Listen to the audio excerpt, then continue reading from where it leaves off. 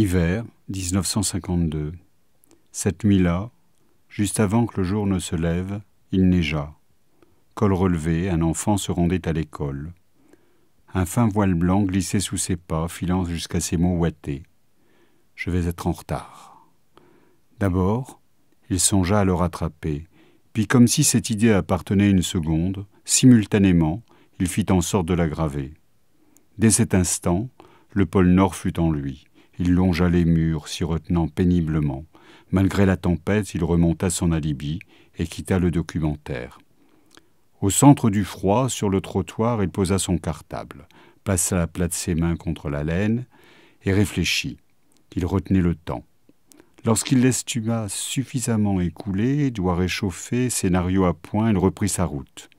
Une fois en classe, après l'avoir poliment accusé le matin, le gel, le réveil et les pavés glissants qui faisaient tout pour le faire tomber, il excusa les 20 minutes qu'il avait retenues, passa son pare-poussière et rejoignit sa place.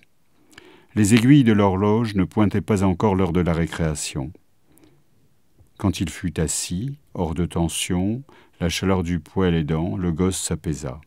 M. Vantinen faisait d'hôte aux élèves, tenait dans sa main un fromage, une longue règle, où sur une carte de France, à bout de bois, il tentait de remonter notre attention jusqu'au sommet du mont Gerbier de Jonc.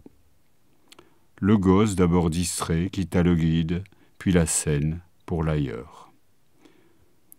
Pour quelle raison, par un choix qui ne s'était pas encore fait connaître, chaque jour, les yeux du gosse se levaient vers le Vadistas? Pourquoi retenait-il son regard sur le tremblé d'une petite branche ténue? Comment, par cette image chou vert, se dédoublait-il et s'y donnait chair? Fallait-il vraiment que Vantinen, par un lutins sonore, vienne tirer le rêveur hors du songe? Lutins, levez-vous. La lune ne sut que faire. Pourquoi est toujours ces majuscules sans raison? Et devant, je cite, or, loup, feu, donjon, fleurs, et j'en passe. Il commentait une rédaction rendue la veille, où l'élève agré avait enluminé son Moyen-Âge. Le silence enfla. Vantinen insista. « Je vous ai posé une question, répondez. » Le gosse comptait les points de suspension.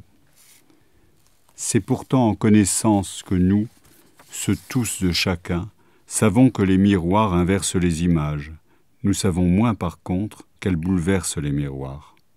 C'est ainsi que le gosse, se moule à tout être, hésita. Je ne sais pas. C'est pas une réponse, ça. Le « ça » piqua le gosse au vif. Il y allait de sa majuscule. Et comme si cela relevait de l'évidence, il lança, parce que c'est moi. Vantinen à boulet rouge tira. C'est vous quoi? Le ciel, la neige, le loup, la fleur? Ah, j'oubliais la princesse.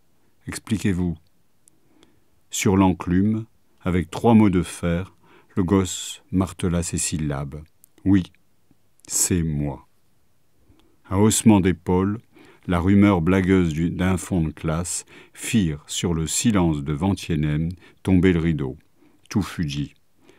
L'orgueil s'observe. Le gosse ainsi, sous une armure enclose, perché sur un cheval, princesse terrible portant haut la couleur du deuil, se vit dans un fracas de sabots pénétrer la grand-messe du sacre, à l'instant précis de la transsubstantiation. Celui-là même où le prêtre, vers la croix, et celui dessous cloué, élève l'hostie géante.